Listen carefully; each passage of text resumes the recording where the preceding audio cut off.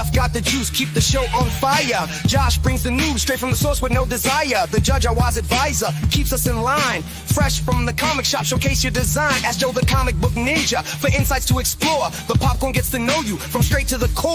I guess I'll have to think, cause we make some freaks. So much more to discover, this show's a hit. Anything can happen on a comic book canon. Anything can happen on a comic book canon. Anything can happen on a comic book canon. So let's start.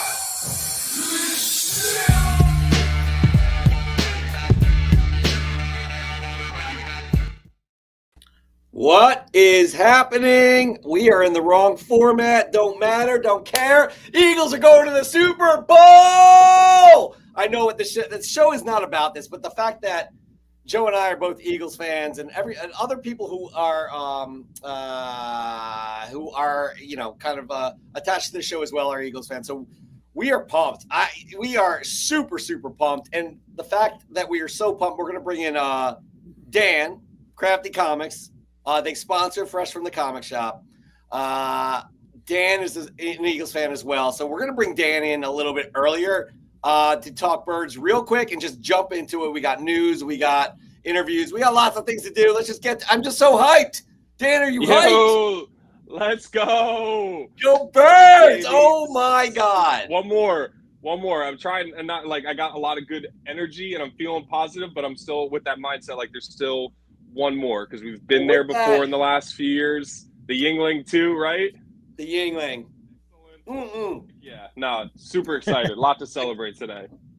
In fact, oh God, this guy, he's a mess. I am a mess. I've had a few beers tonight. I'll admit it, but man, it was worth celebrating. Anyways, we don't want to inundate you all who are not sports fans, but are comic book fans. Dan here, again, supposed to be our guest for our first show of the new year, brand new rebranding, as well as a new sponsor from Fresh from the Comic Shop.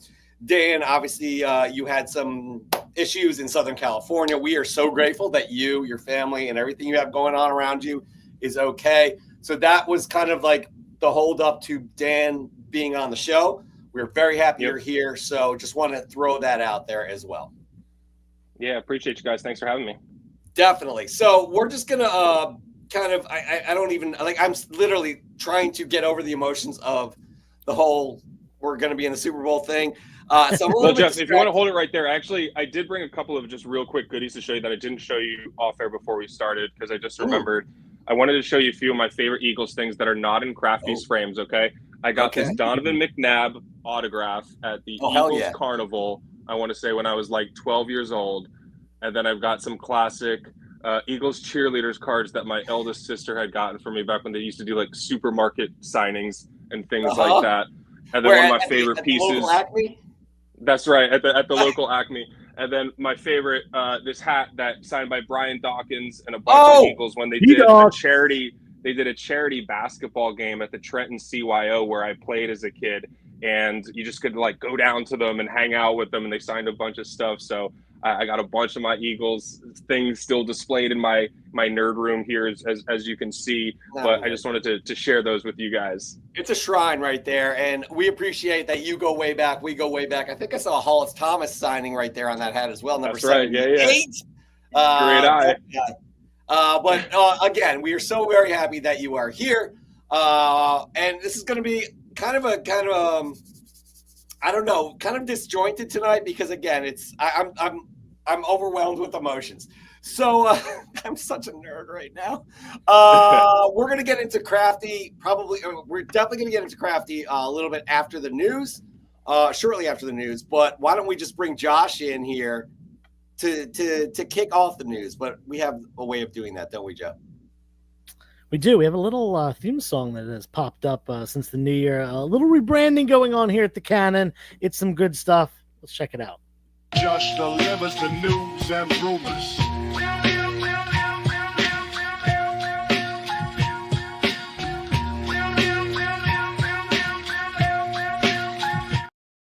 That's right. Josh delivers the news. We are here in this nice little tight little format right there. Not usually doing it with 4 people, but we're going to get through it. What do you got there, Joshua? Let's bring you full screen here. I got some Eagles cupcakes. Oh, yeah. Go Birds. Heck yeah. Love it, love it, love it. Josh is in Delaware, outside of Philadelphia as well. My home state. I was a half hour from the city of Philadelphia as well. Josh, we got a lot to get into. Not a lot of time. We want to get through this. I have to get some sleep. I'm literally gonna. I spent all my energy screaming at the TV.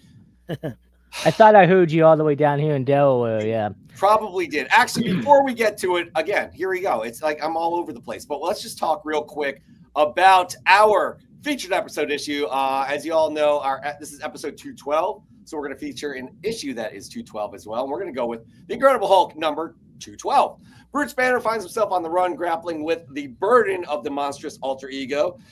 Excuse me, I just burped. Enter Constrictor Frank Payne, a newly introduced mercenary armed with lethal electrified coils. This issue culminates in a fierce showdown between the Hulk's raw power and Constrictor's calculated strikes, setting the stage for a memorable Marvel villain. That's right. It's the first appearance of the Constrictor. He's like a solid 80s villain. I really liked him on a lot of covers. Written by Len Wein, illustrated by Sal Buscema, and covered by Ernie Chan. So right there, everybody, that is our featured episode, issue 4, episode 212. I do also want to do, bring up the fact again, we have a newsletter.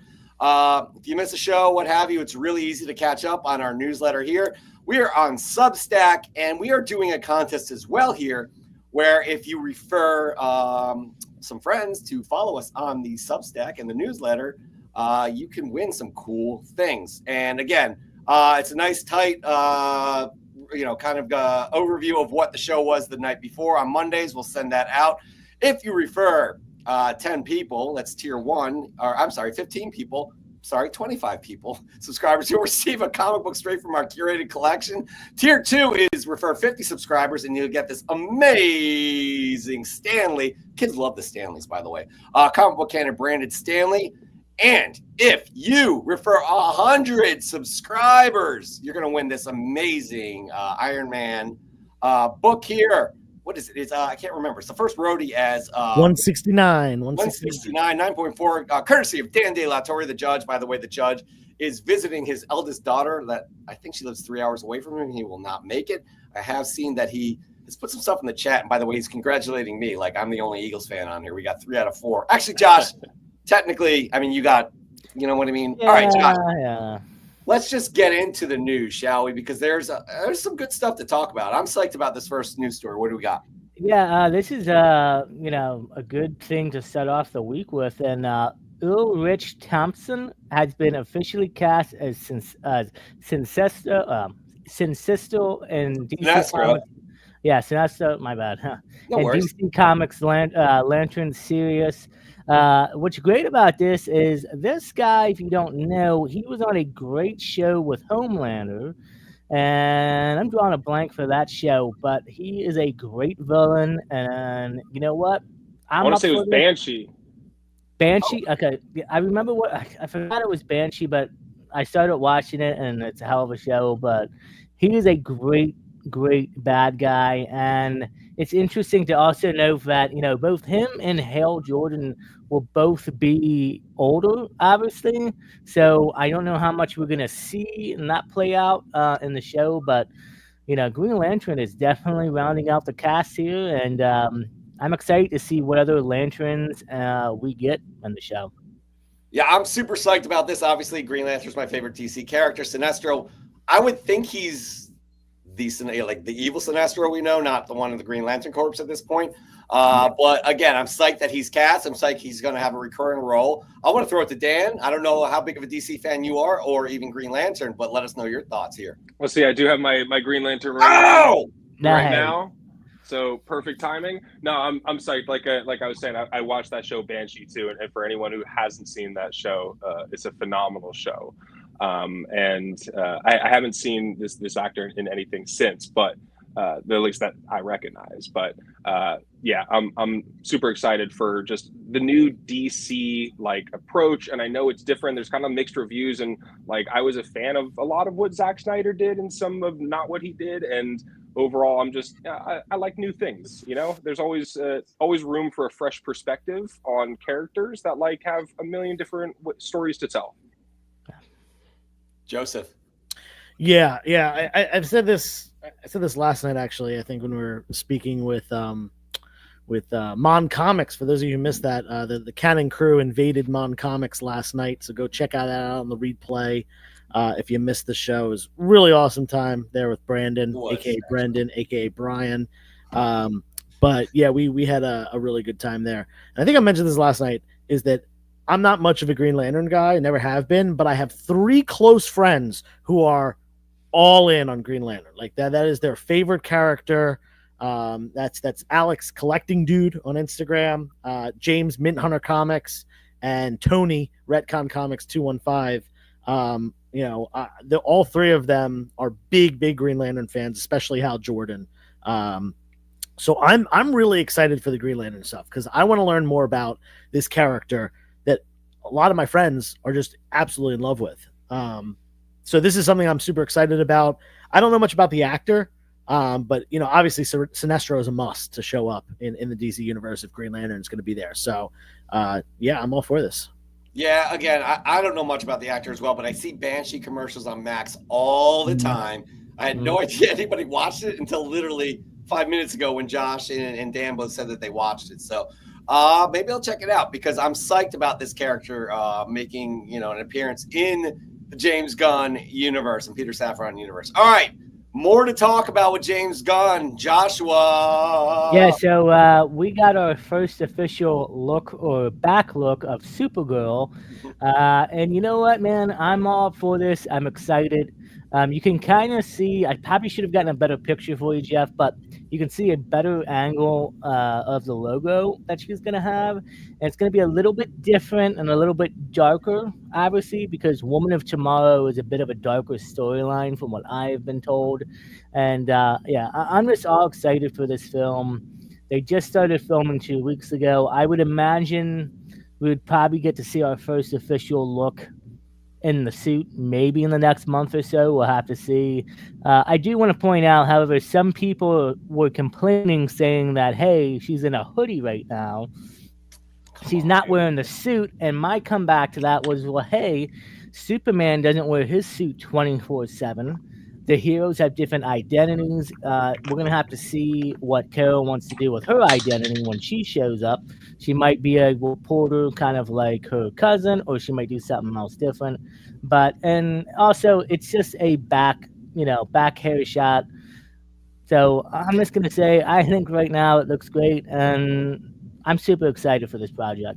I need to get a timeout here because honestly, people complaining about this first look on set with the actress playing Supergirl, they're complaining about her being in a hoodie. She's in a director's chair with the logo of the film. Obviously, this is not on set, her in action. Everybody needs to chill out. This is a great thing because it shows that it is moving forward. And other than the TV appearances, we've only seen one Supergirl movie from the early 80s. This is very exciting, especially them taking, homage to Woman of Tomorrow. Dan. My thoughts. Your thoughts. My thoughts.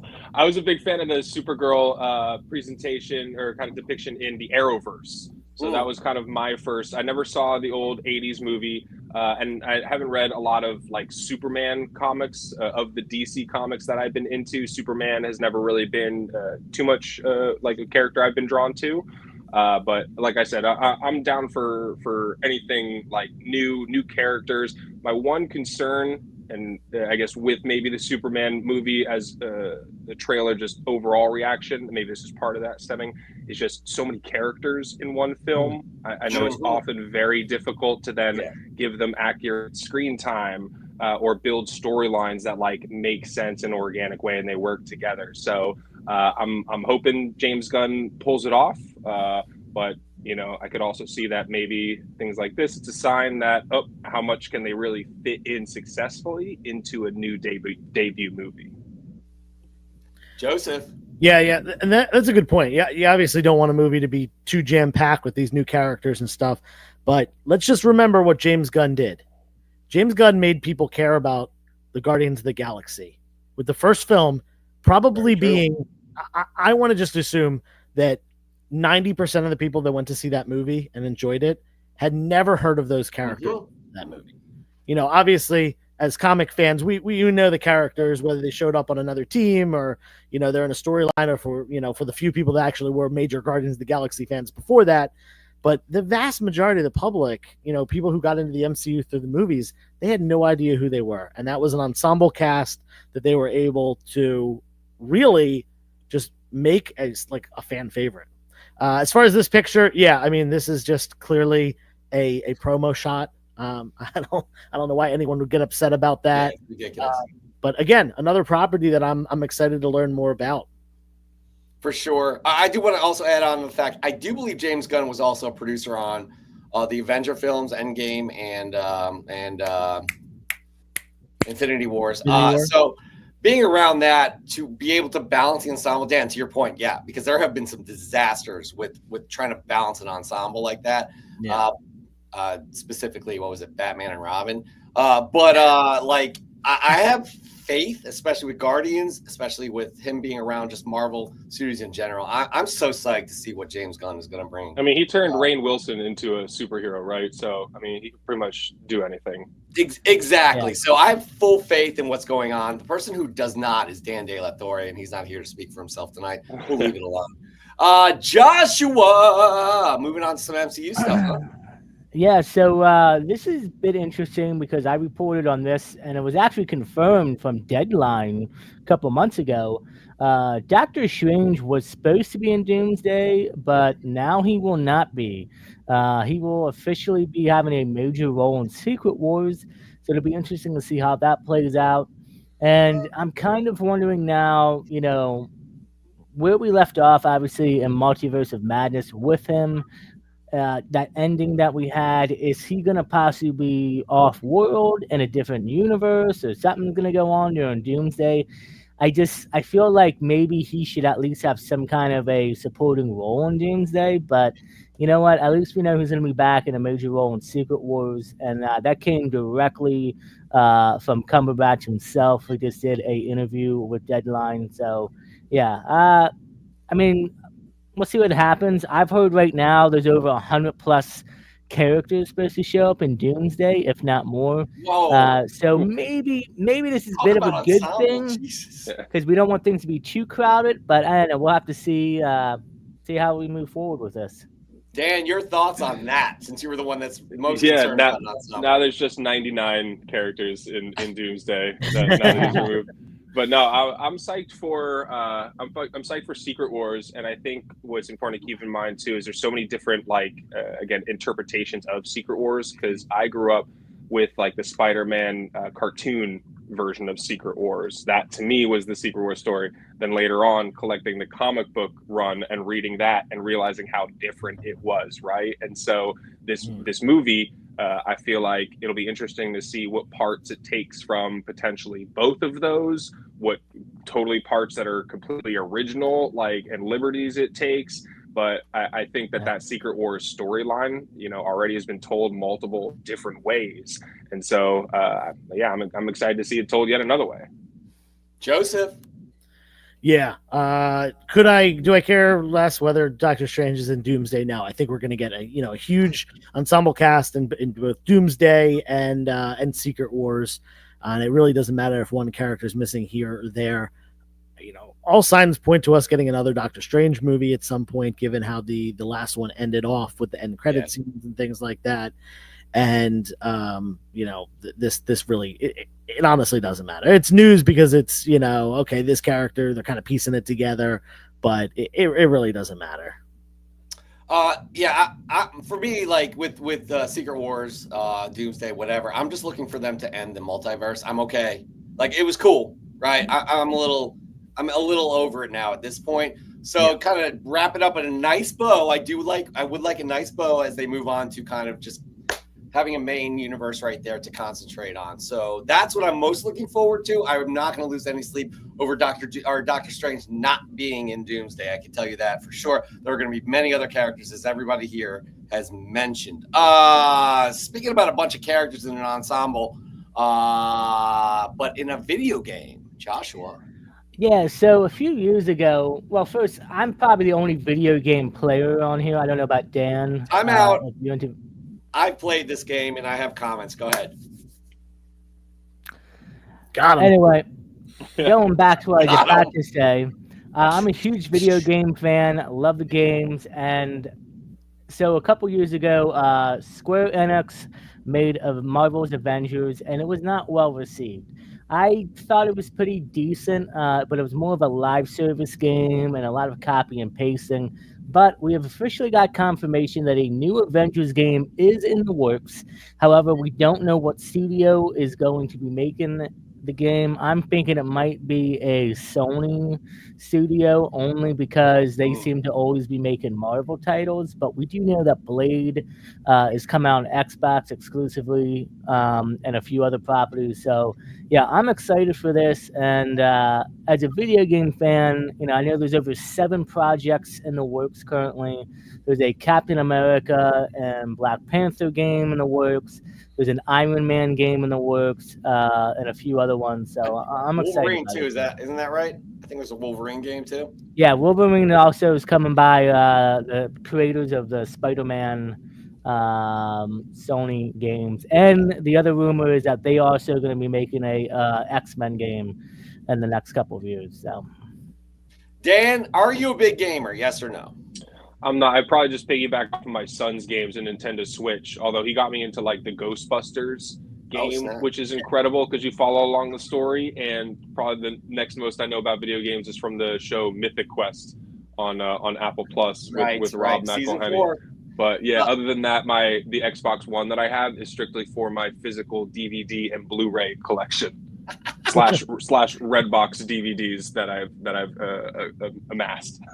Yeah, okay, you're where I'm at basically. I'll tell you what. I tried playing this Avengers game. I tried coming out and out from the underground and try to get back into video games again. I had a little bit more time on my hands during that time when it first came out. This game sucked. And I'm like, you know what? I think I'm done with video games for now. So it's good to know that maybe they'll have a new game, but this game was clunky as hell. The picture that we have here, the most recent Avengers game. Joseph, I don't think you have time to play video games. I'm not a video game guy. Last video game I bought was in 2003. I played a little bit with friends during the pandemic, just like, online games and stuff that were free to play, Steam downloads. But video games are not for me, so I'm not even going to weigh in on this. Yeah. All right. Well, then we're going to move on to the next story for sure. And this one, I'm psyched about this. But Josh, is there like a lot of hate going on right now with what was just released with Superman? Yeah, we're going to take a look at this clip. Now, I want to say, I think this clip looks great. Definitely gives me a bit of Man of Steel vibes to it, you know what I mean? But there's currently a group of people that are complaining, Superman's hands aren't out in front. They're complaining about how the CGI on his eyes look a little off. And they're also apparently upset because his hair is moving in the wind. I'm not lying to you. And it's like, to me, in my opinion, okay, the man's flying probably 100 miles plus an hour, you know what I mean? Like 100 miles at least going through the air. His hair is going to move. His eyes, his face, that's wind blowing up against his face. I mean, if any one of us decide to go out right now to, out in the middle of nowhere in the snow and fly at 100 miles per hour like he is, I'm sure we're going to be feeling it. And I'm sure our face is going to look a little bit different. But I'm just going to say, I think this looks great and gets me more excited for Superman. And 6 months out. So, damn. Dan, go ahead. I don't know your thoughts. You saw this new TV trailer. No, I think it looks good, man. I'm excited for this one. I love the colors, and to people like trying to nitpick like the physicality, I feel like I just thought of this John Landis quote, which was, "How do you kill a vampire? Any way you want to, because vampires aren't real. How does a man fly through the air like this, hands forward, hands back, like any way you want, because it's not real." But I think it looks good. I saw this shot specifically, Josh. You sent me this, and I saw the whole trailer. I think there's one extra shot of Luthor that's new. But I'm impressed by this. A lot of people hating on what's been released with the first trailer about the lighting and it's a trailer, people. They do not put 100% of their resources into a trailer. They do want to sell the film. That is the most important thing about a trailer, by giving us little tidbits here, breadcrumbs here and there. And this right here is dope. The camera work. I didn't think anything of the hair. I didn't think anything of the cape. Like, it looks great. I love I love the way it tracks Superman and the way he's flying through. We haven't seen something like that before. And Superman does fly like that in the comics every once in a while. So everybody needs to chill out. Joe, does everybody need to chill out? Everyone needs to chill out. I mean, if we're complaining about this, we don't deserve superhero movies anymore. Yeah. Because, like, seriously, we've had some not so great movies recently. That is absolutely true. And, especially with the Sony verse and things that just really haven't been good. God. But at the same time, we've had so many really amazing movies over the last decade plus that complaining about something like Superman's hair, like when you haven't even seen the movie and you don't know what anything is about, it just seems like such a waste of time to me. I really hope that people can get over it and go see this movie, and hopefully it's a hit and they enjoy it and I enjoy it and we all enjoy it, and it leads to a really flourishing DC universe. Yeah, again, we're going to say it again. We want to see all of these comic book films succeed. Like even the Sony verse, we wanted to see that succeed. It's unfortunate. It was a mess. But right here, this is a new hope for DC. And no. Jeff, that's Star Wars. I knew that you were going to interject in some way, or somebody was, but this right here is very hopeful. Yeah. For DC. And as a comic book fan, I lean towards Marvel a little bit more, but I love the DC characters, and I can't wait to see this universe come together. And they've had a great start. I definitely feel the Force Awakening with this one too, Jeff. The Force Awakening. I like the Force Awakening, by the way. The other two, Awakens, Jeff. It was a joke. Oh, my bad. Again, don't mind me if I'm a little bit off. I blame the Eagles, who I love. But anyways, I had a great segue there, and I'm just going to jump into it because Josh is going to cook now. He is going to cook on his review of Creature Commandos. So if you guys haven't seen it yet, like and subscribe. Jump off. Josh is going to get into a little bit of spoilerish stuff and then come back on. Thank you. Wait, there's spoilers in this? I got to hop off. Joe, you get paid for this show. You get paid to do this. I haven't finished watching. What a tool. Dan, did you watch every episode, or you caught up?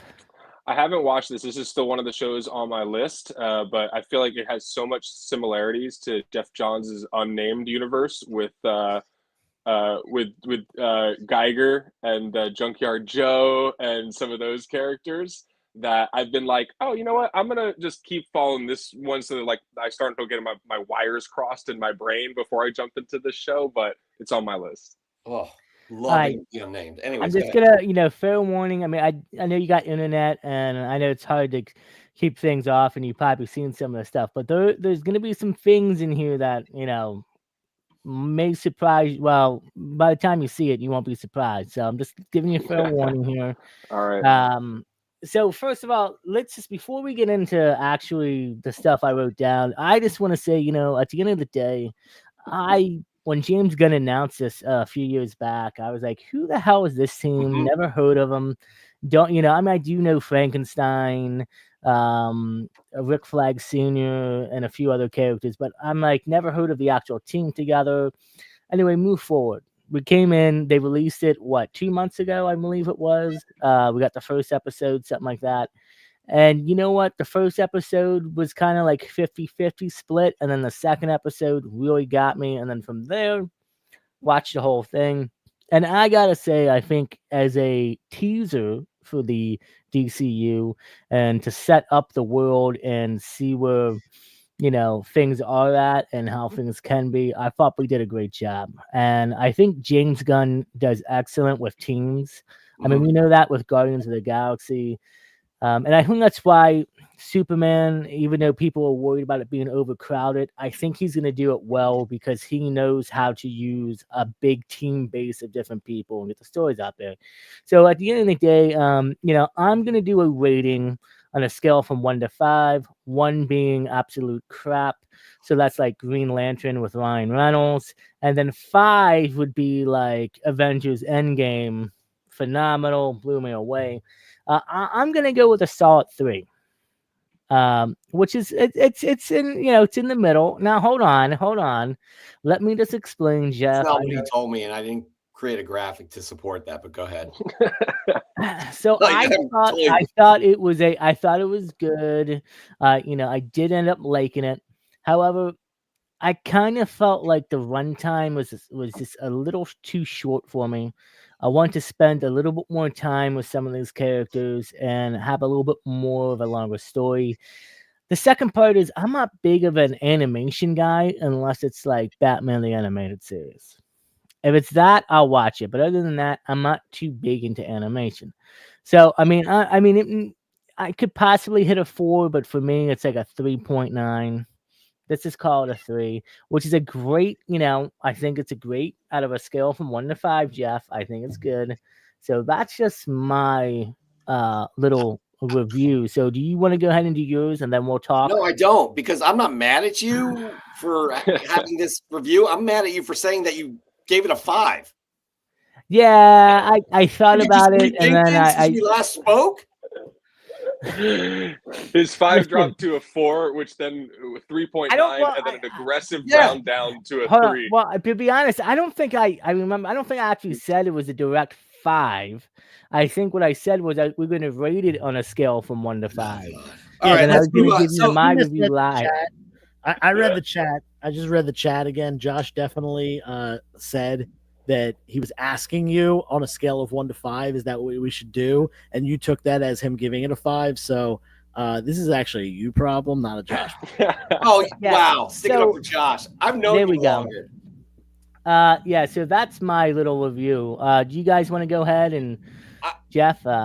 I'm not going to give it a 3.9. I'm going to give it a 4. I enjoyed it immensely. You have some images here that you wanted to talk about, so let's get to them real quick. Yeah, so the first one, well, go back to the heroes image because we got to go down the list. I'm looking at the email right now, and Jeff, look, Jeff, take a deep breath. Your Eagles are going to the Super Bowl. Relax, okay? Listen, I know you're excited. I know you didn't get any sleep the last 48 hours or 72 hours or whatever. But look, now you can sleep and rest into the Super Bowl. All right. Thank you.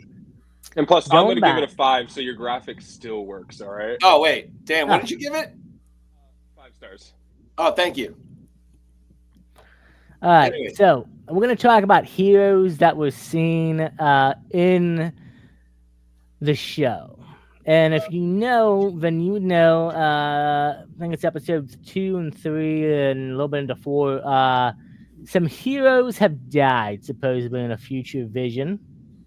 And I can confirm that from the actual writers and Gunn himself, I can tell you almost every single hero that you see here. Obviously, you have Batman, Superman, and Wonder Woman directly on here, front and center. Judo Master, Vigilante, Supergirl, Hawkgirl, Booster Gold, Robin, Peacemaker, Starfire, and Guide Lantern. Gardner is on there as well. Now, you're probably thinking, hey, how can you tell? And that's because there's other images where they actually do close-ups. And also, again, the creators confirmed that some of these heroes are who they are. So we got confirmation of some characters that haven't even been announced yet, such as Starfire. She's going to be in there. There's actually another one where the Flash does appear on there, and it's been confirmed that he is Wally West's Flash. Ooh. So not Barry Allen, but who knows? We'll have to see. So yeah, I thought this was interesting, and also note that while Superman has the same looking costume for the movie, Batman is in a difficult position, so it's really hard to tell how his design will be. Same thing with Wonder Woman. She has a more classical look from the comics and animation. Now, James Gunn did say that moving forward, directors and storytellers, can change up the costumes, can change up the way the actors look a little bit. They're not going to look exactly 100% to this image. So, yeah, I thought that was interesting that we got some of these characters that haven't even been confirmed yet. That's cool. Also, moving on, we got some villains, too. And I love this because the villain aspect is we know that this is not grounded. We're going to have creatures. We're going to have gods and monsters. Gorilla God has showed up. Shaggy Man, who was a Justice League villain, which honestly I'd like to see Shaggy from Scooby-Doo, who did appear He did appear in Creature Commandos as a cameo, so he's technically canon to the DCU. The Fisherman, Commission and Centipede, and then Animal Vegetable Mineral Man, if I pronounced that right. Whoever villain he is, but it's great to see a odd end of villains show up. But the biggest thing, the most thing that I was excited for was we got our first look at the DCU Batman. Now, we have gotten confirmation from the Flash's director, Andy Machete, that he confirmed that Robert Pattinson is not his Batman. He's going to be directing Brave and the Bold. And if you look at this picture, I mean, he looks like a thick, heavy Dark Knight Returns Batman. Just, looks very different. And so, yeah, I'm really hoping that we get to see that. But also, there was a throwaway line by John Econorms, who was in the Suicide Squad, and he hinted at that Batmite is active in the DCU. And if you guys know who Batmite is, well, Batmite is a little tiny creature of Batman, and I hope we get to see that in live action. I think that would be hilarious and build out the Bat family. So that is a little bit of a deep dive into Creature Commandos and what you guys missed. Sorry if we spoiled some of it, but you know what? I can't stand when the movie or a show's been out for a couple months and people are, hey, hold on, I haven't watched it yet. That's not my problem, folks. I have to. Listen, I feel sorry to say that, but look, I watch stuff day one, and everybody can make up, well, I don't have time, I have a family, et cetera, et cetera. Listen, I don't. I have a dog. My dog watches the shows with me. I'm here. I'm into the rumors and news. So hopefully everybody enjoyed this. And if you do want to go watch the show, check it out. I think it's a great watch. Joe, you haven't seen the whole thing yet, but are you enjoying it? I have only watched the first episode. Oh, geez. So I'm way behind. This is definitely something that I'm going to watch at some point. I've been really just like straight up addicted to watching The Sopranos because it is my first time ever watching the show, and I don't know how it took me this long to do it. But yeah, so I'll eventually hop over right on HBO Max from Sopranos to the Creature Commandos when I get a chance. Okay, well, again, Dan, you haven't seen it yet. I highly recommend everybody kind of follow it. It's a really entertaining show, and it's a solid start to what the DCU will be. And Josh, you hit it nail on the head. It's been a nice start, nice kickoff to everything, especially with the little teasers and stuff. So yeah. But moving on, we have some rumors to hit. We're going a little over on the news section here, so let's try and get through it. Yeah, so new rumor coming in. It's something that I said a couple of shows ago. Chris Evans may eventually, he's going to be returned. It's confirmed he's going to be showing up in Doomsday. It looks like he might actually become Captain Hydra in the MCU. He might have a bit of a longer run to come back. And you know what? I think it makes sense if it happens. Dr. Doom probably will need his own team of Avengers. And what better way than to get some of our, older MCU Avengers that we loved and adore, and then have them come back to be villains and possibly take on their counterparts. So, yeah. I'm psyched for this. Dan, your thoughts on this? Because I remember when this came out, everybody's like, oh, my God. Dan, what do you think? Yeah, I mean, I loved Secret Empire as a comic run. And I feel like there's a lot of ways that they could tie into the movies of, what Hydra had done at a certain point that we didn't really know about. And it's just been a really long, slow play for this character turn, which I think would be just the craziest way to end one of the movies, like the Tony Stark I Am Iron Man. Yeah. Just for like the movie to feel resolved, and for just to Chris Evans to end it with a Hail Hydra and just cut to black. I think the whole audience would just gasp and leave in chills. So that's what I'm hoping to see. You're so right. They have that in their back pocket. They can throw it our way because obviously a lot of mainstream people know Hydra. They don't know about this storyline. Joseph, your thoughts? Yeah, man. Listen, I am not a Captain America fan by any means, but the Captain America movies have been the best movies of the MCU, the best, trilogy that we've gotten so far. We're getting the fourth one. It is a different Captain America. But yeah, Steve Rogers coming back in a different role. I personally thought that he was going to come back as Nomad. Cool way to bring him back as a hero character, little time travel aspect. He comes forward in the future after going back, yada, yada, yada. But I am also fine if he comes back in more of a villain position. Either way, Chris Evans is forever a staple of the Marvel universe at this point. So it'd be really cool to see him on the screen again, outside of, the cameo that we did get in Wolverine and Deadpool. It would blow minds. It absolutely would blow minds. All right, next up, what do we have, Josh? Yeah, so Marvel Studios is rumored to be eyeing Emma Myers to play the iconic role of Gwen Stacy in an upcoming MCU film. The only MCU film that I know that could possibly upcoming to have this character would probably be Spider-Man 4.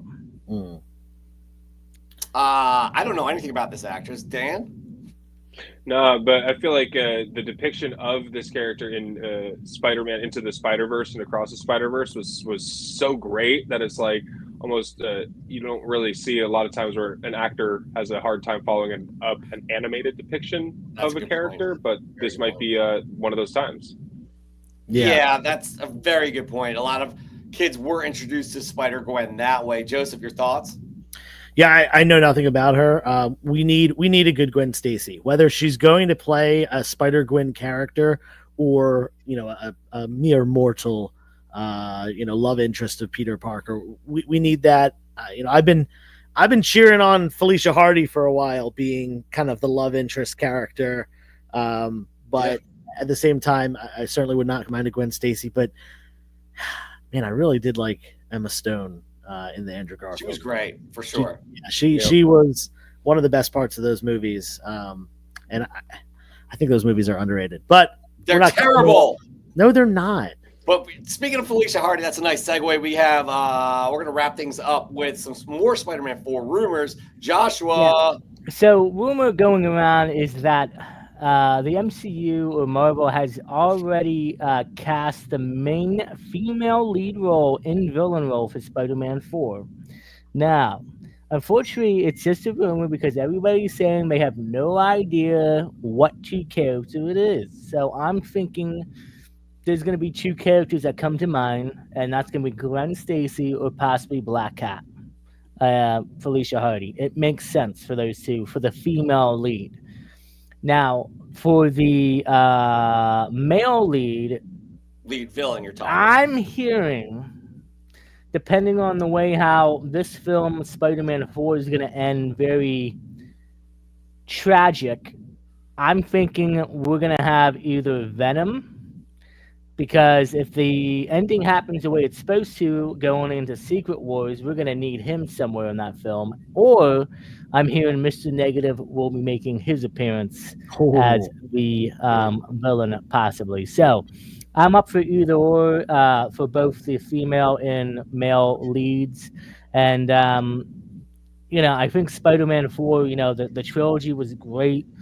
Some of the best Spider-Man content we got, and we'll have to see what happens from here. But I'm with Joe. I would rather see Felicia Hardy, Black Cat, show up.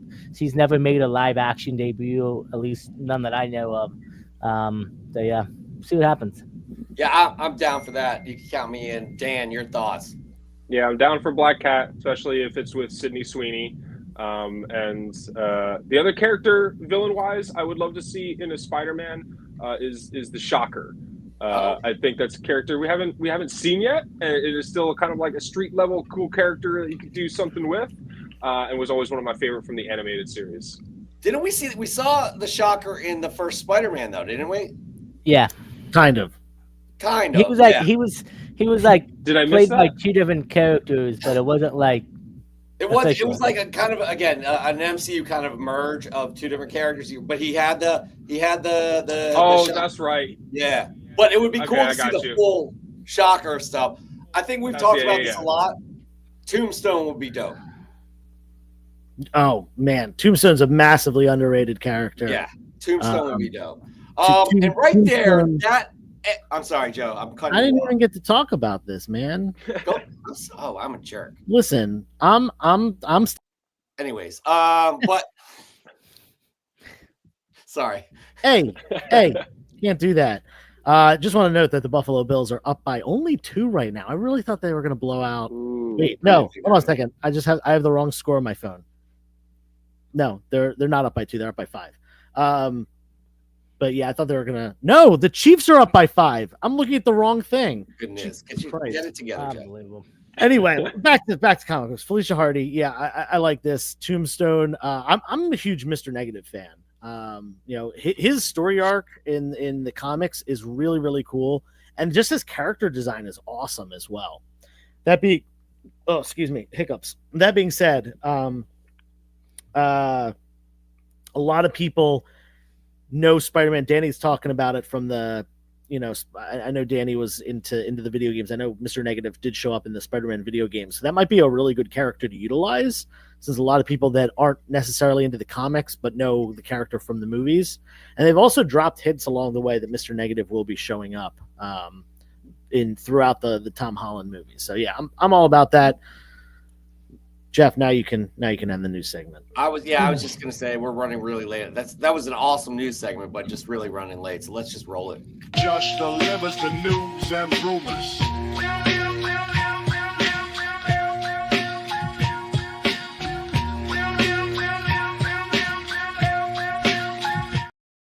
All right, so we have a wonderful segment called Ask Joe, but it's also going to be in. Gentlemen, before I go, should I get chocolate or yellow cake? What has the green frosting? You know what? Just eat both. You better be careful. Yeah. We're gonna do both. You deserve it, actually. Yeah. You definitely deserve it.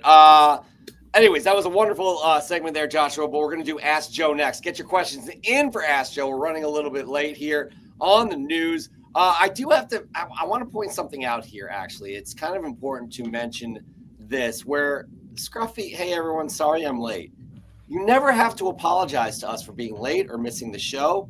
Never. And when you do apologize, you owe us an apology for apologizing. True. So get that in the next minute or so. Otherwise, we want nothing to do with you on the show today. Look, a comic collector is neither late nor early. He arrives precisely on time.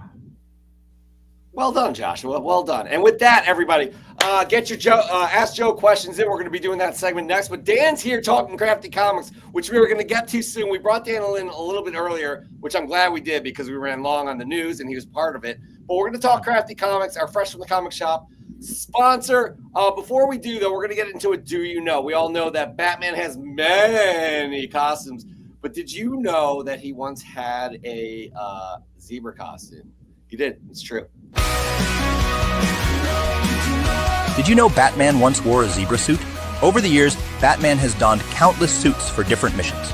Armored suits, stealth suits, nipple suits, and even ones for fighting Superman. But none are quite as strange as his zebra suit. In Detective Comics 275, Batman's costume was transformed into a black and white zebra-striped outfit during a clash with the villain Zebra Man. Zebra Man's magnetic powers accidentally imprinted on Batman, giving him a suit that not only looked wild, but also emitted powerful magnetic energy.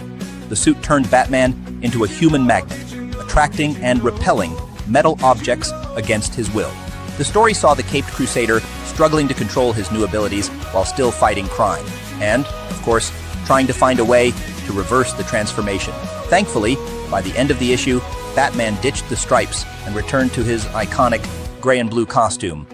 But for one brief moment in comic book history, Gotham's protector was the Zebra Batman.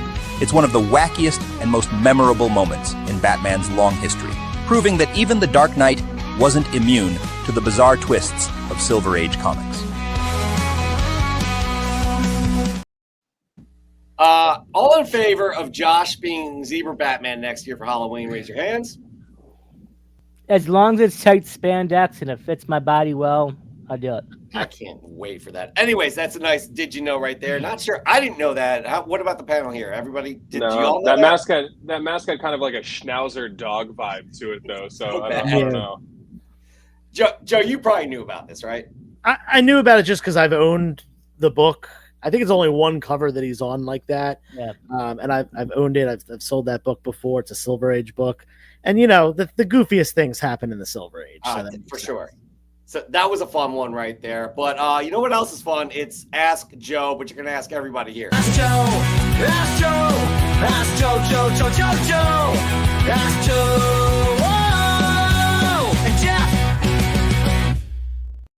All right, so we have limited amount of time for Ask Joe. We have 3 questions in. We'll see if we can fit more in, but let's get to these really quick. Mon Comics, a.k.a. Brian. His name's Brian, right? I think it's Brendan. I can never remember that guy's name. Don. Anyways, ask Joe, as a seller, do you see more people buying raw books lately? This is a very good question. Joe. Yeah, this is something that we've talked about on here a couple times before. There's definitely more of a push towards raw for a couple reasons. I think that, you know, obviously the comic market has come down in value from the big boom of 2021, the highs of 2021 and 2022. So it's worth slabbing books less often. You know, some books that were worth slabbing because they were $200, $300 have fallen to $100 or less. And therefore they're just really not worth getting graded. You know, especially as prices have risen in grading. A lot of people kind of thought that, you know, maybe it's good to kind of grade all comics, and we're sending stuff in that just doesn't make sense to grade because it's worth, you know, less than case cost. Those who don't know case cost, that's kind of the term for the cost to actually get something graded and encapsulated. So yeah, I think that a lot of people have moved towards raws, and there's also the fact that, like, as you get more knowledgeable, you can kind of decipher the grade yourself a little bit better, meaning that when a lot of new buyers were coming into the hobby in 2019, 2020, 2021 during that, you know, big boom period, and maybe they didn't know how to grade comics, how to look at something and say, okay, this is probably in the VF range, or this is, you know, more mid grade, or, you know, this is a 9.8 contender. So they decided to rely on graded copies in order to make sure that they were getting, you know, a good deal. Whereas now people are, those newer collectors are now more knowledgeable, at least the ones that stuck around are, and they will often hunt out some stuff themselves and order. And I think a lot of people, at least from what I've seen, have started utilizing other methods of encapsulating or protecting their comics. Some guy right down here, Mr. Crafti Comics himself, Dan, definitely, I think you probably see a lot of people buying the raw comic holders to, you know, display their raw comics, just like Jeff has that one right there. I think that, you know, there's validity to both. You know, getting a comic graded and slabbed, if it makes sense to do so, is a great thing. But if you just want something as a display piece, something that looks really nice on the wall, you don't necessarily have to pay, you know, all that money to get, you know, a book graded at CGC or EGS or CBCS or PGX or Halo or whatever. You can buy something like a Crafti Comics case or another off-brand, less cool comic case that we're not even going to mention by name on here, and, you know, you can do it that way. So I think a lot of people have moved towards that. I'm going to throw this actually to Dan, because again, what I love about your product, it encompasses not only raw comics but encapsulated comics. So yeah, I know you don't sell comics, but you could actually kind of tell us, based on your product, are you seeing people buy more of your product that holds, you know, encapsulated comics or raw books? Raw books. Raw books have always been, and maybe that's a little bit weighted, because I'd say we also have the clear acrylic backings, which I think collectors have really fallen in love with as more of a bulk option, and they can still pop them on easels and do things with them to display them without having to go like the full self-slabbing route. But yeah, we've definitely seen an influx over the last few years of more collectors self-slabbing, not just with our products. Like, there's other great products out there too, which I think is so cool, because when we started in this in 2020, you know, I was a collector just going around seeing what I could buy off of Amazon, you know, and just wasn't happy with some of those frames. Nowadays, you know, when I look out there, there's several different great products, you know, besides our own, which I think is so cool. And it really, depending on what you're looking for, there's some people who are looking for just, lower cost and more bulk and storage options. Other people are looking for just display and more museum quality kind of materials. And no matter what, it all becomes, in my opinion, a better experience and a more cost-effective route to enjoy your collection than either sending it in to be graded if it's a book that doesn't necessarily, need it, or going to a local framer and getting something permanently, shoved into glass with all this big heavy matting and stuff like that. It's just so cool. As you can see, I've got a bunch of graded books behind me, but I've got walls of raw books too. Like I collect a little bit of everything, but I just love with our products that you can swap everything out. So it's all interchangeable. You can open up like the graded books. It's not like those are the only ones I can ever display. I've got about a dozen others that I can pop up on the wall. Same thing with the raw books and colors too. So I'm not just stuck with one color case or mat for the rest of my life. Hold on 1 second. Yeah. Hey, what's up? Hey, buddy. You still slinging comics, or what are you doing? I'm currently live on YouTube. You're interrupting a live comic book YouTube show, and you're on speakerphone right now. Who is that? 15 million viewers right now.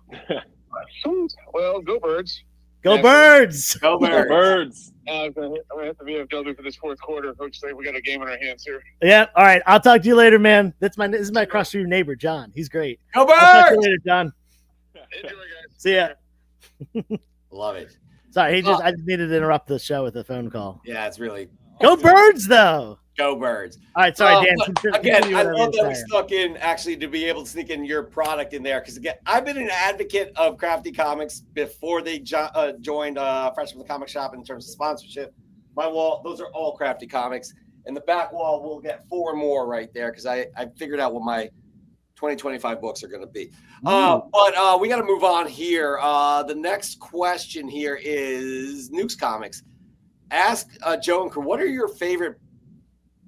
Is it biopic comic book content? No, so this stands for Black and Indigenous People of Color. Oh! That's so bad on my part. I apologize, Nukes. That is really bad. It's okay. I don't know this stuff. That's so bad on my part. All right, so I'm gonna go with an old one. Someone who's from the past who has passed on, and someone present day. And I'm gonna go for a vintage. A legacy person. I'm going to go with Matt Baker. Matt Baker was really the first well-known Black comic book artist, also the first openly gay comic book artist.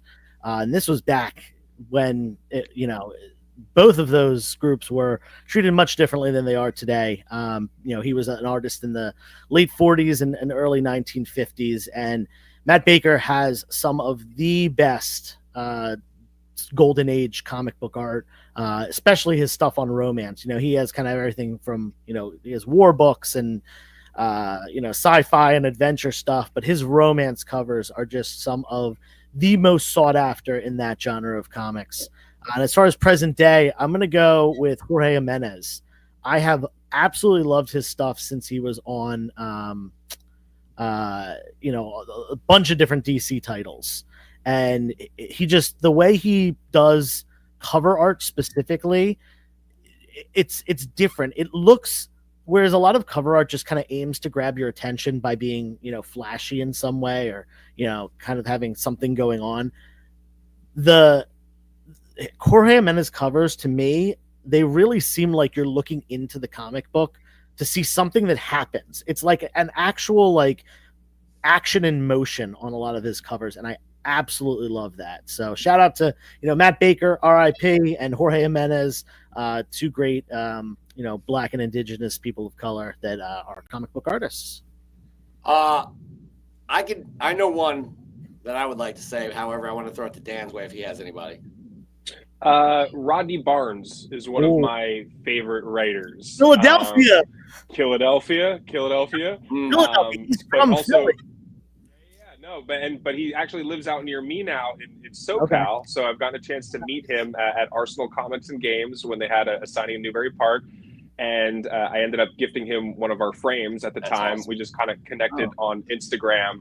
And he was always really nice to like either respond to messages or comments and stuff like that. So I love his work, but also I always like it when the creators you meet are also really nice people. I feel like it, in a sense, it elevates their work, too.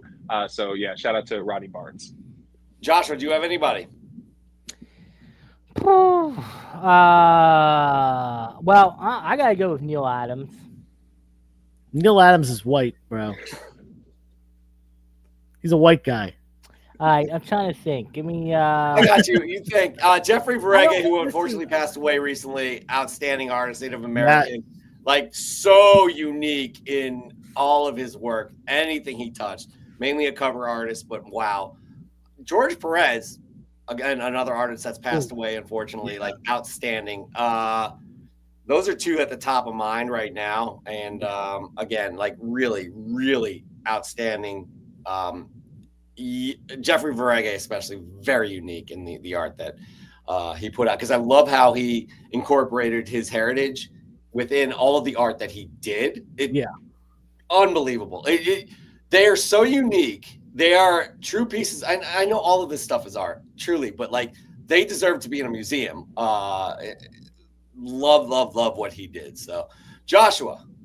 Yeah, I'm gonna be honest with you. I don't know too many artist names, so unfortunately, I would say, I don't know too many of the different artist names other than like the big ones, like Neil Adams or Alex Ross. I know that doesn't count in our thing, but yeah, that's okay. That's okay. You're a DC guy. Just say George Perez. George Perez. I'll tell you what. You ever hear of a guy named George Perez? Anyways, all right, we're going to get through a lot of these real quick. Again, we got to get moving here. D&T, Danny and Tessa, asked Joe CBC, I'm currently reading Ultimate Spider-Man #1, Volume 1. Which Ultimates comics should I read next? I can take this real quick. I think The Ultimates is the next thing you should read. That brought me back into comics after a period I didn't read. Anybody else want to comment on that? Otherwise, we can move on. Yeah, I mean, Ultimate, if you're going to read Ultimate Spider-Man, read the Volume 2 and the Death of Spider-Man stuff, and then going into Ultimate Fallout.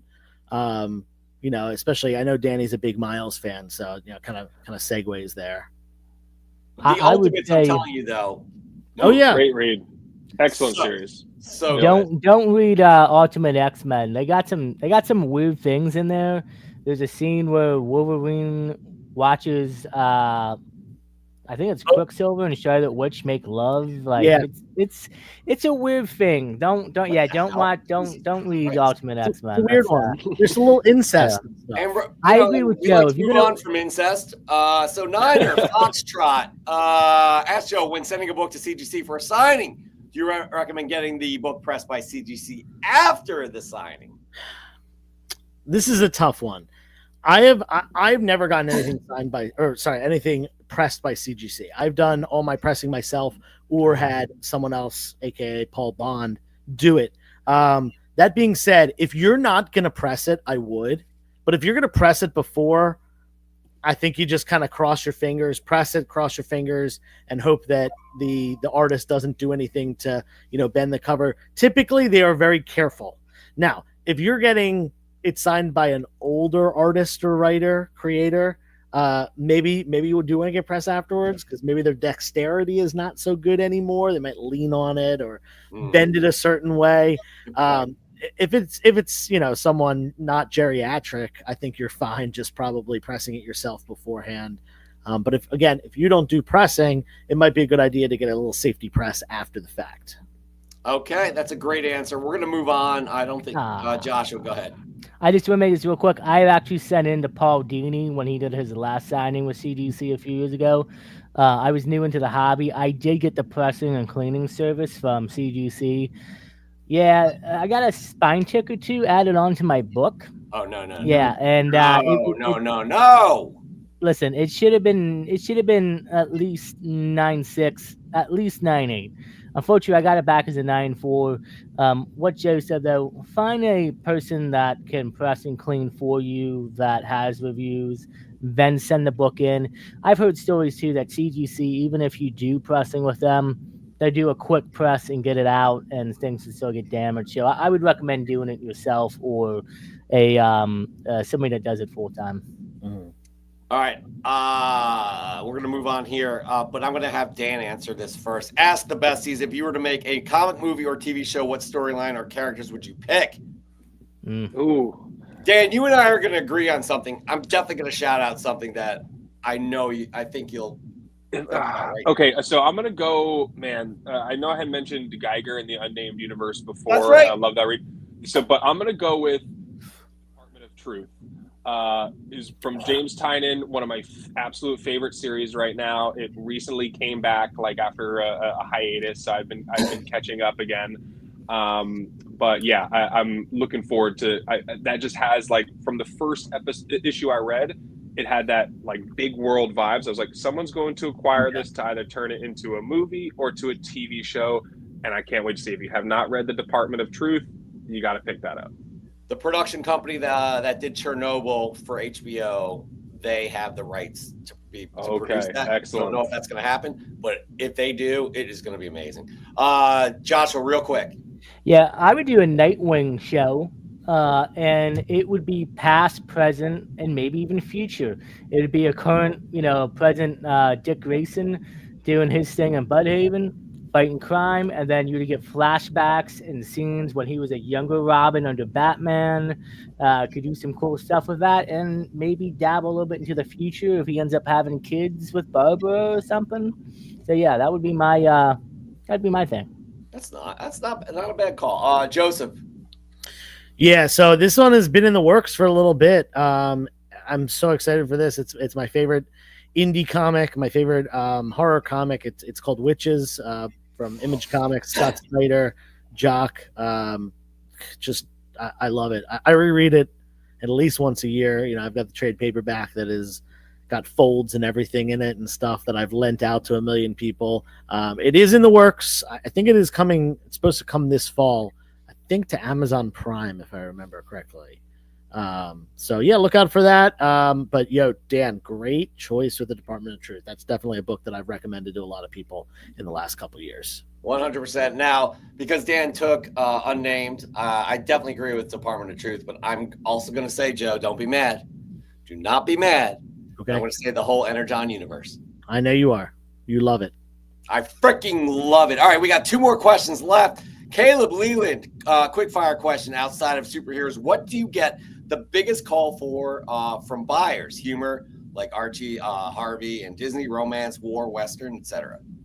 Yeah, horror is definitely the second to superheroes. Just because it kind of spans everything. There isn't a lot of Silver Age horror, obviously, because of the Comics Code Authority, but you've got the Golden Age collectors that collect the pre-code stuff. You got the people that like the Universal Monsters kind of stuff, which is more Bronze Age horror. And then you've got a lot of people that like the horror movies turned comic book stuff. There's plenty of Halloween and Friday the 13th, Nightmare on Elm Street, and all that stuff. In comic book form. So you get a lot of groups of people go into that. I would say that is second. Third tier down would probably be there's probably a couple different things. It's probably war and romance next. And then cartoons, cartoons and more Archie stuff like that. And like Disney, and then Western, to me, I know a lot of people find buyers that like Western stuff. I have a very hard time selling Western stuff. I think the generation that really collected Westerns, grew up with the John Wayne movies and Western shows on TV and stuff. I think that generation has really, for the most part, aged out of collecting comic books and or passed away. And Westerns just do not sell like they used to. Could that have a resurgence? Sure. Romance certainly has had a big resurgence, especially Golden Age romance in the last couple of years. So I think that definitely could happen. All right. We're going to move on here to the next question, which we'll have 2 more, but I want to quickly ask. It's not going to be Ask Joe and Jeff. It's going to be Ask Dan and Josh. Who do you think had a better 2024, Marvel or DC? Dan, go for it. Ooh. Man, that's a good question. I feel like I'm gonna go with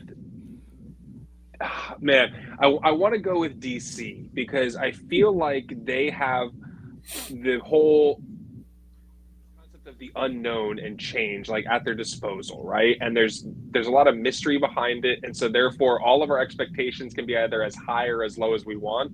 They get a lot of people talking, which I think is very positive. But then again, maybe it's Marvel because Marvel always trying to outthink themselves and be strategic. They do things that we didn't see coming, like announce, Robert Downey Jr. becoming Doctor Doom, and that just becomes the talk of Comic-Con, and no one's talking about anything else. And so, like, maybe they win that event, and if you win Comic-Con, you kind of like win the year. So I'm torn, but I'm going to lean DC right now just because I feel like overall with the gun move and a lot of the positive changes and things that have been coming out there, I think they won 2024. Good answer. Joshua? As much as I love DC, I feel like if you're looking at the whole overall year between comics, movies, shows, etc., and news, I think that Marvel edges them out. They did great at the box office. They had, quite a few shows that did good. Their sales are always up, and majority of their comics were great. I will say though, DC could potentially, it's close. I know their Absolute line is killing it. People are loving it. It's bringing people back into DC and some of the highest grossing sales. But I think overall, I think it was Marvel that won 2024. Yeah, you know what? I gotta say too, to support my DC decision, I gotta when I go to the comic book shop, I find myself between the DC and the Marvel wall. I'm always picking up more DC books, specifically the Black Label stuff. I love their Black Label. I feel like when they give more freedom to writers to do stories that just take you in unexpected directions, I've been reading more of those DC stories of traditional heroes versus the Marvel and the others, like other Spider-Mans. That's very fair. Joe, go for it real quick. I'm going to just say this is very easy for me. The answer is DC, and there are two words that I have to say. The Penguin. That's it. Shit. Yes. Yes. Yes. Wow. For sure. Okay. Yeah, for sure. My thought process before you even said the Penguin, because again, that just dominated. It was so damn good.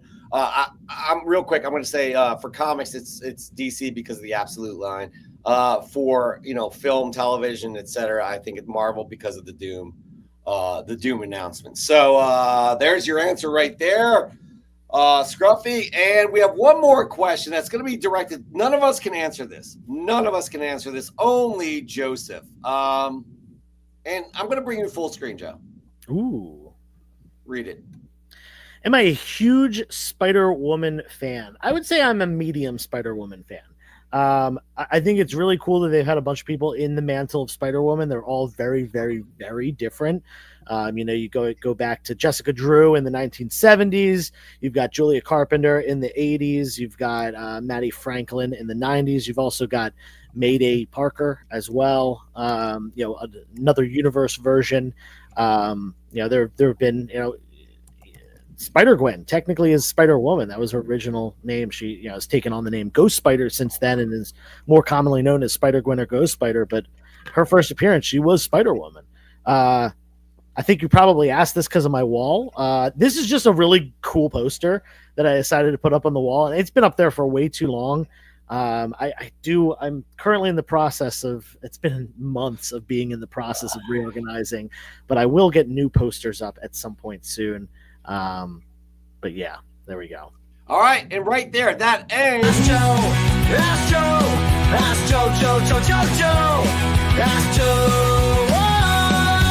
And Jeff. All right, we're coming down the home stretch to this show. As you all know, we always say this: the audience is the fuel for the cannon, and you guys are the ones that power this whole thing, and we are so appreciative of you. We love the community that's been built here with everybody here, being meeting new people, making friends, and having these connections. It is absolutely outstanding. That is why we do the popcorn. And again, Kaboom nominated Mike's Comics 77. Let's learn about Mike's Comics 77. Popcorn. It's time for comic book canon. Popcorn, let's learn about each other.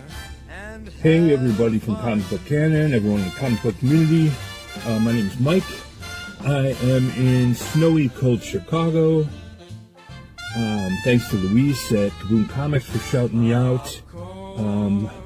My first comic was Michael Turner Fathom.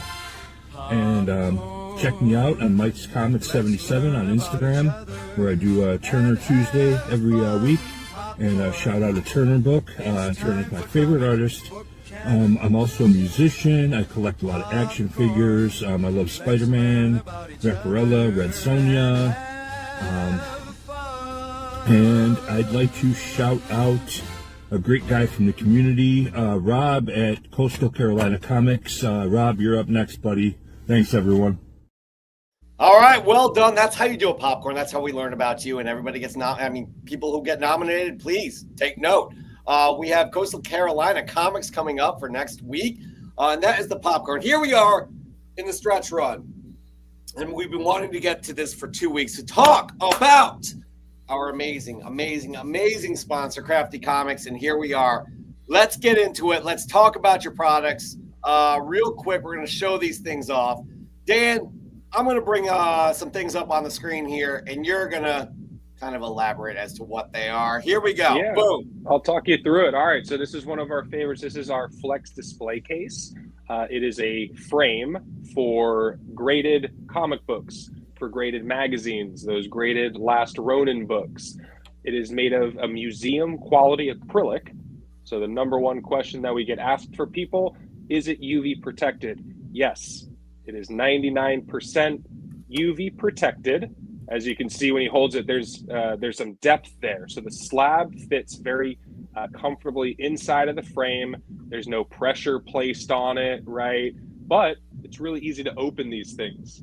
There's just 4 posts and screws you'll see up in the corners. So, if Jeff wants to display a different piece of his graded collection, you simply open the display case, pop in a new book, and pop it up on the wall. It can be hung both horizontally or vertically, depending on the orientation of the cover. And there's 3 different backings that you can choose from.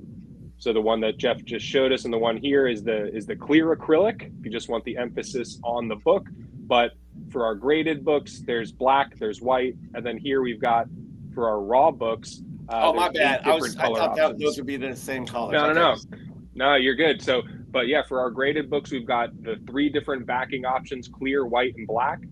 And then for raw books, we've got 8 different color options. It's all interchangeable. It's not like you order one slab and one color and that's what it is forever. With one slab, you could order one of our border color packs, swap out different color borders, different books. I always like seeing how collectors approach their comic walls, because people will like to create different themes to them and try to get their guests, to try to guess what the connecting tissue between the covers is, whether it's first appearances or same artists or whatever. So I think just displaying our collections is always a fun way to share our passions with other people, versus just the things that we love so much sitting in boxes that we never take out. Maybe we take out once a year to look through and we're like, oh shit, I forgot I had that, right? And we can have that moment of joy again. But when I get to watch the Eagles game here in the nerd room and I'm just surrounded by my collection, it's my favorite thing in the world.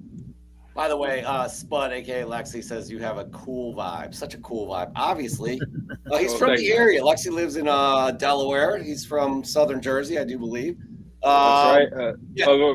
First off, I come from Central Jersey, which no one believes is a thing. Okay, no, Central Jersey, right outside of Princeton, Heightstown area. Then as soon as you get to the people where it's chocolate, when you start saying chocolate, then it's North Jersey. Okay. And then when you get south towards the Beast and the Phillies fans, then you're south. You still get WIP. You hit up Wawa's. It's all good. Yeah. And Caleb, yes, these frames look amazing because they are amazing. I've been an advocate of Crafti Comics for a long time before there was any kind of talk about Crafti sponsoring Fresh from the Comic Shop.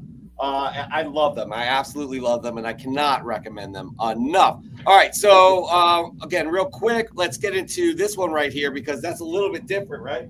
Yeah, so this is an example of one of our flex slabs, which is for just anything raw. So the one here is a treasury book. So they do come in treasury sizes. Here I've got an example of just one of our modern sizes with a blank cover. Probably my favorite thing about modern comic collecting is original artwork and just getting sketches and remarks done on blank covers. So now you can frame them, you can display them, but with something that you can't see is actually on the inside of this slab right now. And I would show you if I weren't using my phone to record this. But with our Crafti curators, you can actually link digital content to the physical slab. So let's say I had a video of this artwork being done or a book being signed. I can actually link that video to that book, and all anyone has to do without any special app or anything necessary is just hold their phone and tap it up to wherever I've placed that Crafti curator, and they can access that content. It's the ultimate way to relive those experiences, to just provide kind of that authenticity. And there's no right or wrong way to do it, whether it's videos or links to eBay sold listings if you want to reflect kind of the general value of something, or it's just I've got a photo of me and Rodney Barnes from that comic book event linked to my signed Star Wars Boba Fett cover. So our Crafti curators with our flex slabs, again, a really great way just to preserve like the story of your collection. And the sizes we've got from modern, we do have a golden through bronze age size up to treasury. We've got the double comic books. So it's great for connecting covers, for wraparounds. Again, we're not so much a frame or a slab company as kind of just a collector's company. So over the years, we've grown, listened to feedback of what people collect, what they're looking for to display, and we've tried to develop cool products off of that. Yeah, and I can't emphasize enough. Follow Crafti Comics on Instagram. Dan does a great job of showing how that works with the with it's not a QR code, it's just tapping the phone. Yeah, that's right. Yeah, here, let me give you another example here. I'll pop one off of my wall here so you actually see what it looks like. But yeah, it's just this little NFC enabled tag right here that can either sit on the outside of your slab, it can sit on the inside. Here you can see those mounts. Okay, again, horizontal.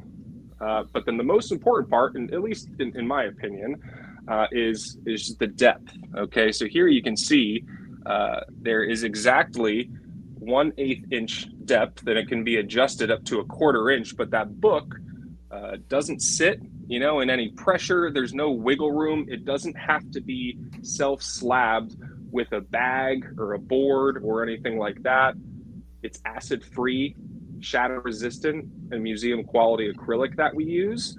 And there's just, especially the shiny ones, like this is one of my favorites, this Jurassic Park Amber Chrome.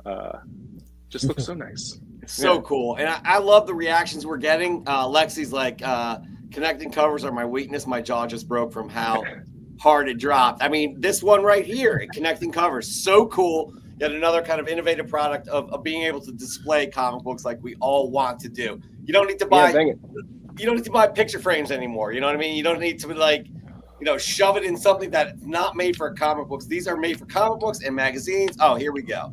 Wow. That's right. Here's the connecting. Since we had someone like the connecting ones, I've got two of my favorite ASM 300 homages in there right now. Cool. Again, and I included the 3D glasses with it too. Again, I love self-slabbing because it doesn't matter if you want to include the paper COA or 3D glasses or a ticket stub from the Comic-Con, like whatever you want to preserve that moment, you can do that. So yes, connecting covers. So cool. Again, it's more than just covers. You have the element of being able to have not only a collectible but a memory as well.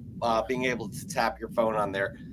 Again, we're very, very proud, honored, and lucky to have Dan and Crafti Comics sponsoring Fresh from the comic shop. Truly.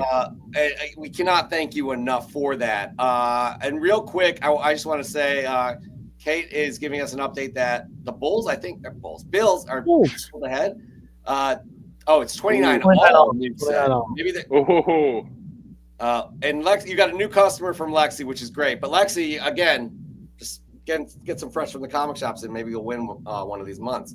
So she's going to give you a direct deposit as well. Okay, but with that, again, we're just going to get right into the biggest segment of the night. That is Fresh from the Comic Shop. Fresh! Fresh from the comic shop. Your collection's treasures ready to pop. It's time to share, don't let it flop. Fresh from the comic shop. Take a shot, make it bright, give it style and flair. Show a book that's unique, something rare out there. Tell us why it matters, what's the story behind. Pull at our heartstrings and you'll surely shine. Sponsored by Crafti Comics, where collections flex their style. Museum quality slabs and displays with 99% UV protection. Because your fresh gets deserve the spotlight.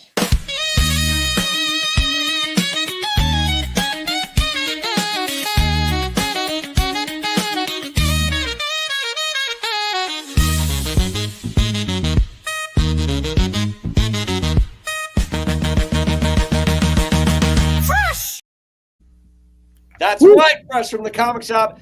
We love how this intro explains everything to you. Send us a fresh get via Instagram. Make sure you tag us on the picture, not in the description. Tag Crafti if you want to as well. Hit up the hashtag Fresh from the Comic Shop. 3 things to think about for the criteria. Take a well-composed shot. Have fun with it. Think outside the box. Give us a unique book if you can. But something that goes really far is pull at our heartstrings. Tell us a story about what this book means to you. Joe, did I forget anything? No, you're great. Thank you. You are wonderful as well. I do want to say real quick, where's the next Super Bowl champion is playing at this time. You have 4 people on right now, as well as others in the chat that will disagree with you. Do you want to say that? And here we go again, guys. Another apology. Kaboom. Here's the deal. You never have to apologize for being late or not being able to make the show. But you do have to apologize if you apologize. So you owe us another apology. So there you go. Here we go. Can't believe you turned down Kenny G for that theme song. That guy's name is Groovy. He's created specifically for Fresh from the Comic Shop. And he plays the sax. So it is tight. Is he at all related to Chet? I don't think so, but I mean, we'll learn more about Groovy. I think the voice sounds a little familiar. A lot more about Groovy. There are so many fun new AI tools. I sent Joe something, and it is so amazing. Anyways, here we go. We're gonna get into it. Joe, Josh, and Dan, are you guys all okay with us not showing our fresh gets tonight? I actually have no fresh gets this week, so okay, great. I posted mine already. I always feel the pressure whenever we have a guest on. Because time is our most precious commodity, and we truly appreciate the time that everybody gives to us, stopping by the show or watching the show. So we truly appreciate you. We're going to get right into this right now. Our all new fresh gets, the way everything looks and sounds and feels. I love it. So let's get into it. Fresh from the Comic Shop right here. We're going to start off by reminding everybody, Nori Jordan is in the semifinals, and we are just going to be waiting for that next person to show us their fresh get to go up against Nori. And that would be our next person is going to be everybody. Slick Jolly, who was the December winner. Everybody's eligible right now, except those that are in the finals and semifinals, which would be Dr. Plagueis and Nori. Slick Jolly, I just finished reading the trade paperback of Plastic, written by Doug Wagner. And if you are looking for a fantastic and disturbing comic in one package, this one should definitely read. As with most comics that finish reading and most comics that I finish reading and enjoy, I searched for a signed copy, and my comic shop had this one for a steal. The homage cover to Amazing Spider-Man Annual 21 by Andrew Robinson was just so hilarious. I had to buy it, and while at the Philly Comic-Con that same week, I found this actual copy of the original while hunting through the boxes, displaying them next to each other. Makes me laugh every time. Love the display here. Again, this is a well-composed shot, having fun with the whole image right there. By the way, Dan, you are not eligible to pick the semifinals because you are our sponsor. It would be very unfair for other people. I know. but keep us honest as well. So that's going to be between the three of us, Josh, Jeff, and Joe. I'm Jeff, so I don't know why I talked about myself in the third person. Next up, we got Nori Jordan. You are not eligible, but this is a great submission right here. Must know that Bullseye is my favorite character, but his female counterpart, Lady Bullseye, is pretty awesome as well. I picked up a nice Daredevil 111 Dodson variant cover in my travels, which is Lady Bullseye's first appearance. She's a fun character who has had some great battles with Daredevil and Elektra. I found this book before in a CGC 9.6, so it's nice to upgrade this to a 9.8. Hopefully we can see this character on the big screen someday. Take care, everyone. Dan, I just want to mention that Nori Jordan has, give me the number, guy. Like, we're not making this up. He is 68, 69, something like that. I was in the mid 70s. He has 70? Okay. He has 70 issues of Thunderbolts #1. Heck yeah. Graded, non-graded, newsstand, non-newsstand. Amazing. I have an update to the apology, by the way. Thank you, Kaboom. Sorry for the sorry. Absolutely. You did it right. You did it well. Moving on, who do we have? Oh, we got Raising Elm. One of our favorites right here. This is dope. Howdy, comic fam. I've been collecting Star Wars comics for Eli the last few years, but I may need to switch to collecting Spider-Man comics for him because our boy is without a doubt a webhead. Welcome to the club. Welcome to the club. He watches both the cartoons and the live action shows, and he is a huge fan of Tobey Maguire films. He will put on a Spider-Man mask and costume, and he will run around the house saying, "Go Webs, go!" Or oh, my back. That's freaking amazing. His birthday was even Spider-Man themed, hence the poster. It just makes sense to thwip a copy off the shelf of Your Friendly Neighborhood Spider-Man issue #1, which is supposed to be a prequel to the upcoming series on Disney Plus. By the way, that's coming out this Wednesday. I can't wait. We are excited to watch the new series with our growing boy too. Much love, comic fam. I got that book for my stepdaughter. I wanted her to like branch out and read some other things, and she was not into it. She did read it, but she was not into it. Dr. Plagueis is up next. Here we go. Finally able to find the animated series Cal display. Such an awesome display piece and super affordable. Congratulations there. By the way, Dr. Plagueis has a show, a weekly show podcast. Dr. Plagueis, if you're still in the chat, please send us a link. We subscribe. Y'all should be supporting our amazing community. Next up, a guy by the name of Josh's Comics 01. Interesting. Not eligible. Number 36. First battle of Aliens versus Predator. Talk about a battle for the ages. AVP involves two of the biggest sci-fi IPs out there. Countless comics, video games, and movies have been made of this battle. With the recent release of great movies in both franchises, I really hope we can finally get a faithful and amazing Aliens vs. Predator movie, with the ending being them at the bar playing some pool and having a nice cold one, finally becoming the best of friends. I don't know if that's going to happen, but Josh, this is very well done. I put the song, Why Can't We Be Friends? In there, Why can't we? Anyways. I was thinking of Homer Simpson coming out to fight Comics Frederick is up Tatum. next. Good old Brian, right, Joe? Good old Brian. Brendan. Brendan, my bad. Maybe the most sentimental most sentimental book in my collection. I posted before, but I wanted to really try and give it the photographic love it deserves. Predator issue 1, first appearance of Predator in comics from 1989, graded at a CGC 9.8 with white pages. Very kindly gifted to me by my friend at what does it say? At Collecto 6. Collecto 6, my bad. It's just so I need to make this copy a little bit bigger. It's Twin resides with Bleecker Street Comics. Predator was the movie that bonded my father and I together throughout our lives. We could watch it anytime, anywhere, and still be captured by its suspense and amazing cast every single time. He got a kick out of the one-liners, over-the-top machismo at of the cast, and fantastic creature design that we almost didn't get. Thanks, Stan Winston, for saving us. On February 1st, it will have been 4 years since I lost my father, and not a second of each day goes by that I don't miss him like crazy. But since he's been gone on the darkest of days, when I miss him the most, I can put this movie on and feel close to him again. I remember being in the tobacco shop as a kid, seeing this book on the rack and him buying it for me. core memories are some of my favorite memories. Being so lucky to own this book, like it just came off the rack, puts me back in that memory, place, and time, and always puts a smile on my face. I submitted this picture for the amazingly fun segment of my boys over at Comic Book Canon for Fresh from the Comic Shop. Tune into their, we don't need to promote ourselves, but yeah, that one right there. That was a good one. Yep. That was a good It's one. all the heartstrings. Yeah. That's what we're talking about right there. Yep. Next up, we got Kate's Comics. Harley Quinn, number 25 from 2022. During Coffee Talk this weekend, we talked about artists that had a great 2024. My favorite current artist is Jenny Frison, who put out some amazing covers this year. Check out a number of my posts.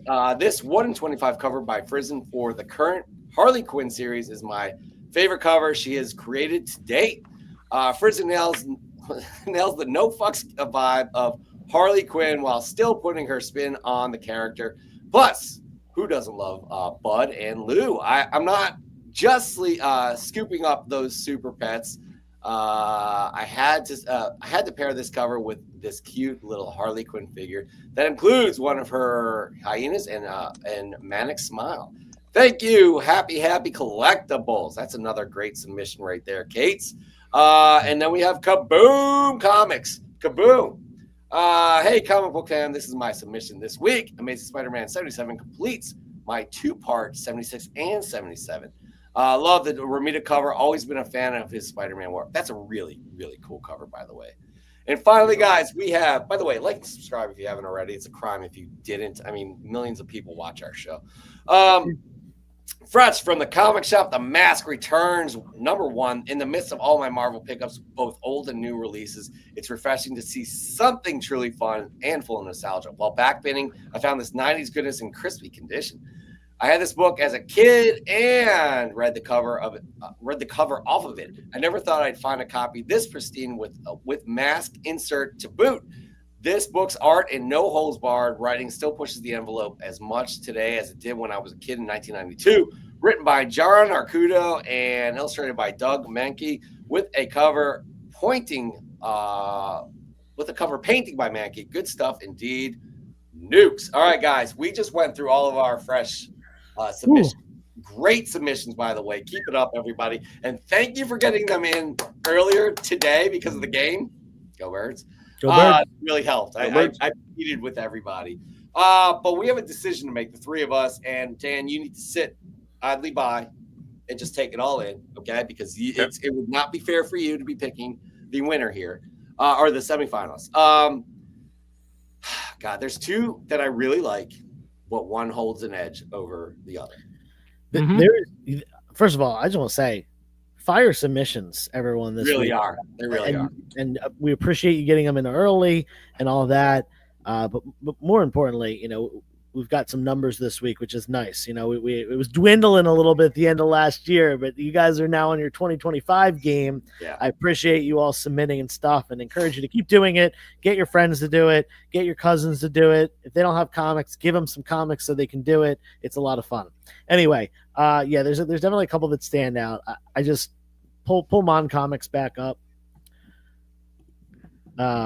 This obviously, this is a great story, connecting with his father and him having passed away, and getting it from another member of the community. That's always just an awesome part of the story. This definitely, it probably checked off the heartstrings thing like 3 or 4 times. But I also want to say this does check the other 2 boxes for me. It's it's a Dark Horse book. It's not Marvel DC.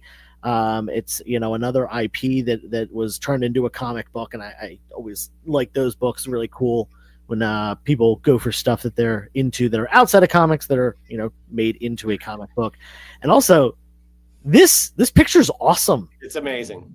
Everything from the fact that this like tree that it's in, which I don't know. I almost think this is like a tree, like a plant, a house plant. It's definitely indoors. I mean, he's got a feet of snow up there easily. Yeah. That's what I figured. I figured this was like a house plant, but you can't, other than knowing that, like you can't really tell this is a house plant. Like I feel like I'm in the jungle looking up, and there's this predator here just chilling in the tree.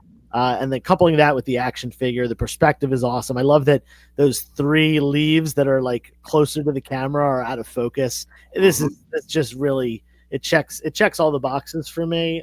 So this is definitely one that is a contender. That's a contender in my book as well for many, many reasons. Josh?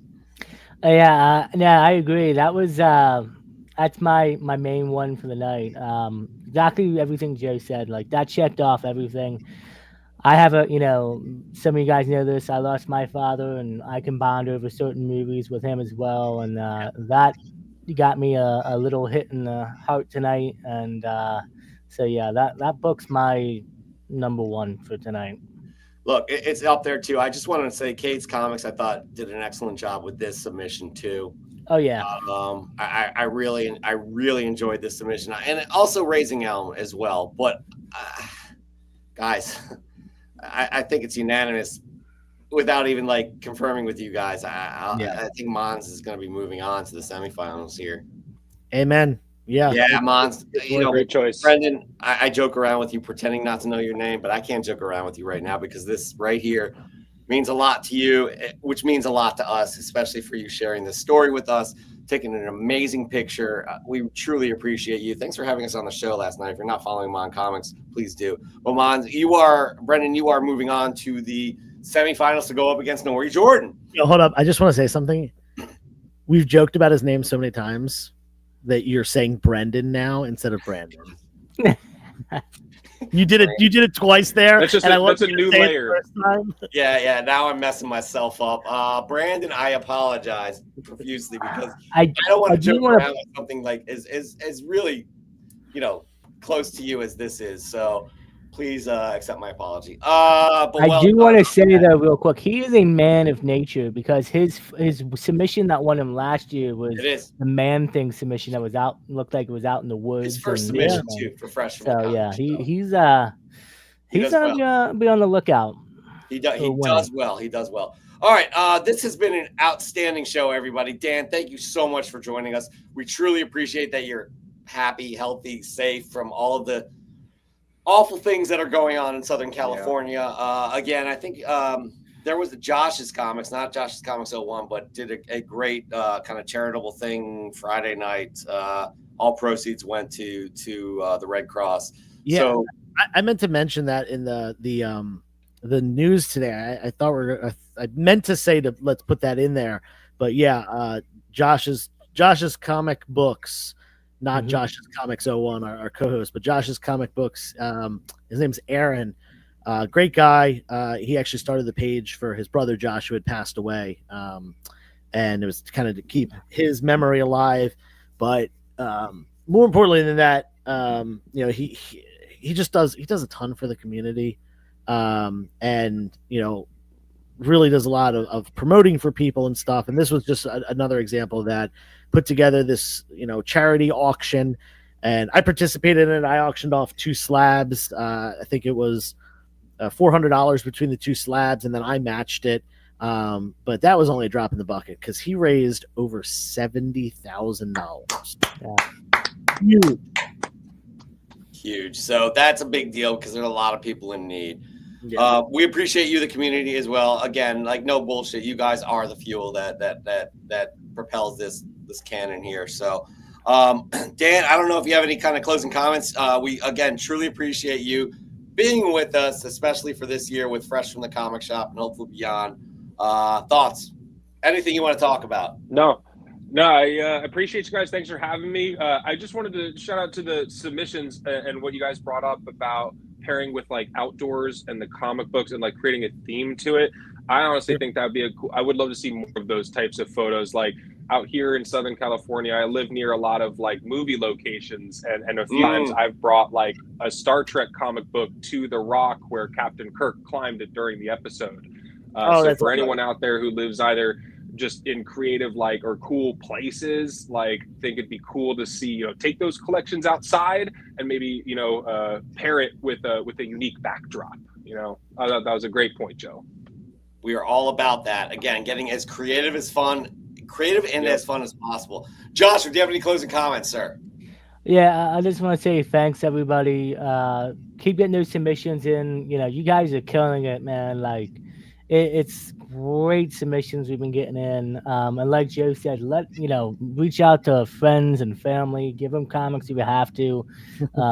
Let people know about the channel. You know, let's build up some more subscribers, get more likes, viewers in here. This is a great show, and I love my co-hosts and stuff. And I'll just catch you guys on the next episode. Joseph, hey, looks like we're getting a rematch. I think. Oh, really? Chiefs. Yeah, it's looking like it, man. Bill's Let's just go, really baby. effed up.